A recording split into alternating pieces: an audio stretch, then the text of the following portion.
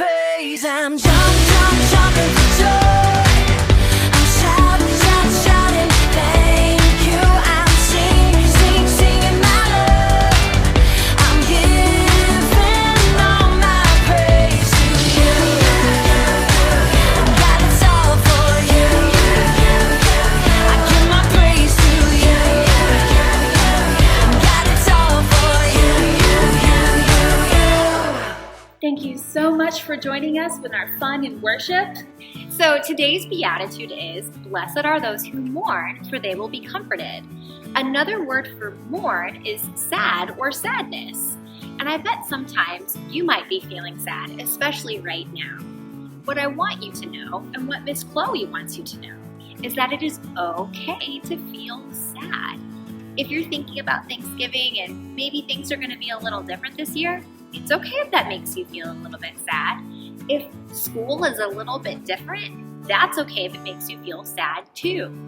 Sometimes sadness makes us feel uncomfortable and we want it to stop right away, but that's just not how our bodies or how our brains work. In fact, did you know that you need to be sad sometimes? It's true.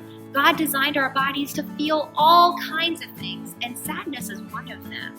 Let's listen to our friend Douglas tell us a little bit more about what Jesus has to say about those who mourn. Did Jesus actually say that it's good to be sad?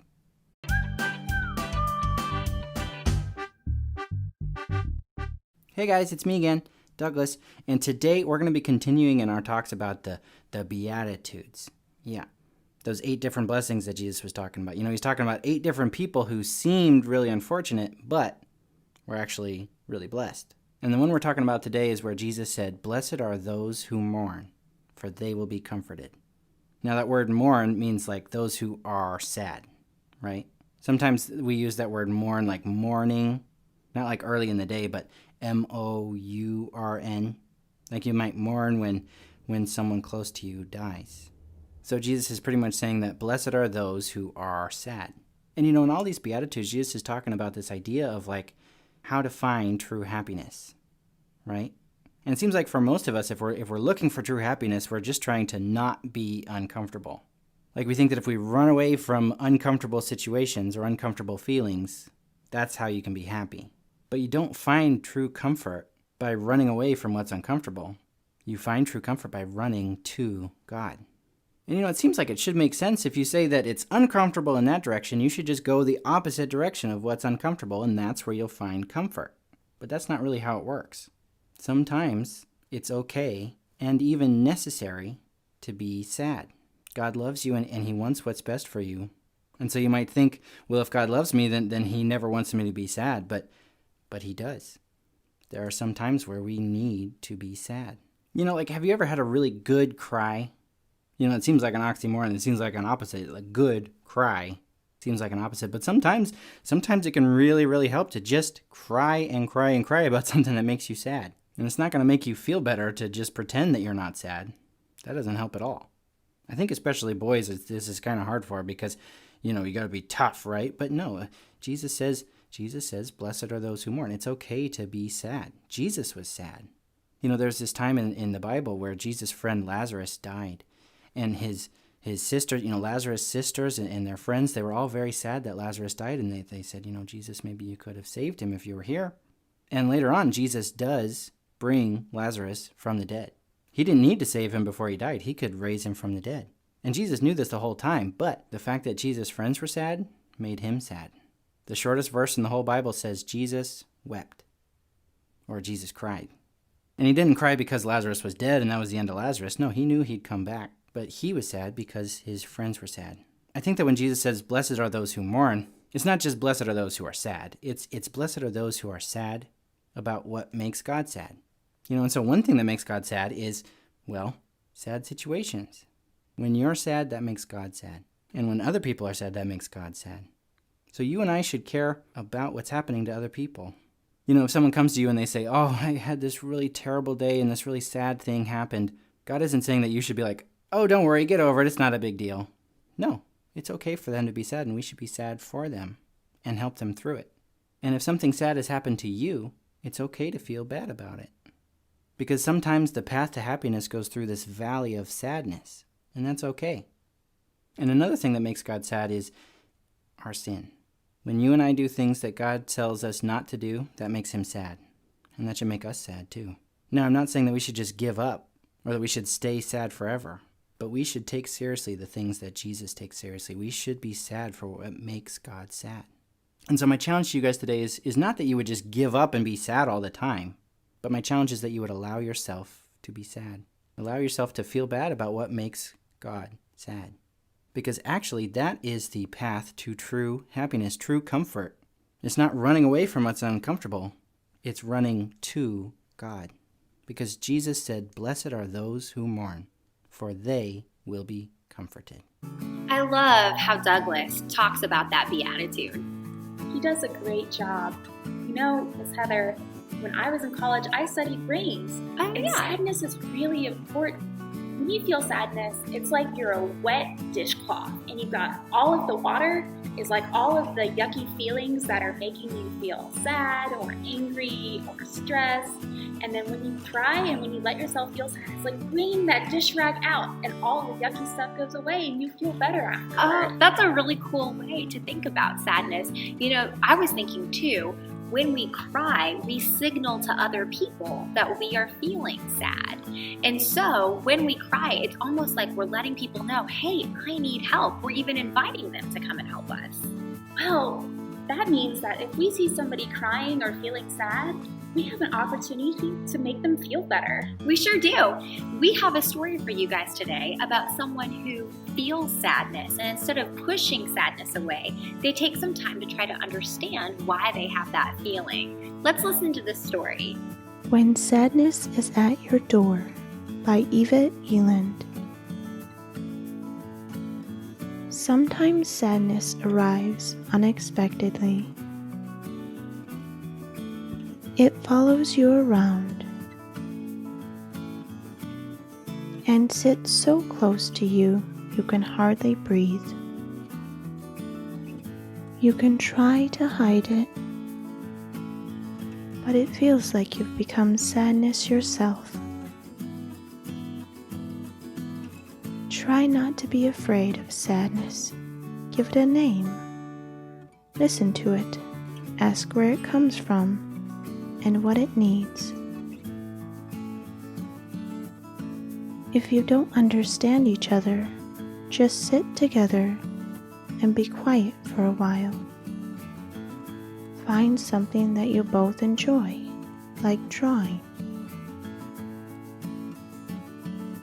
listening to music, or drinking hot chocolate.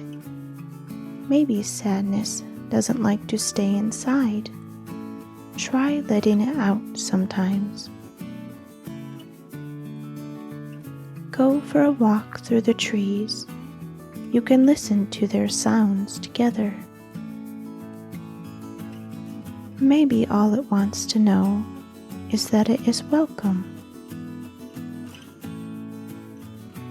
And to sleep knowing it is not alone. When you wake up, it might be gone. Don't worry, today is a new day.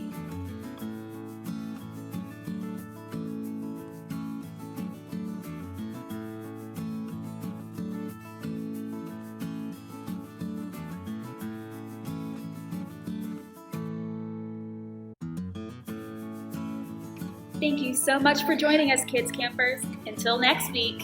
Bye!